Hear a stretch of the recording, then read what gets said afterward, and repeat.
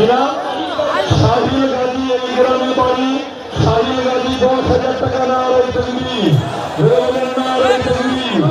ভাইজান চলে আসছেন, বিচলিত হবেন না সকলে। আমার সাবির মন্ডল ভাই সে বলছে 2,000 টাকা দেবেন, আল্লাহ কবুল করে নিয়ে জোরে বলেন আমিন। নারাই তাকবীর, নারাই তাকবীর। আর আছেন আমার ভাই, তাড়াতাড়ি করে বলেন কে আছেন? ভাইজান এক্ষুনি চলে আসবেন, কিন্তু আপনাদের দানটা বিরাট প্রয়োজন পড়ে গিয়েছে। আর কোন ভাই আছেন তিনি বলবেন যে আমি 500 টাকা করে আমার আব্বা মায়ের নামে দেবো, আল্লাহ যেন আপনার দানকে কবুল করে নেয়, বলুন আমিন। নারাই তাকবীর, নারাই তাকবীর। আওলাদে মুজাদ্দিদুল জামান, আওলাদে মুজাদ্দিদুল জামান, আওলাদে মুজাদ্দিদুল জামান।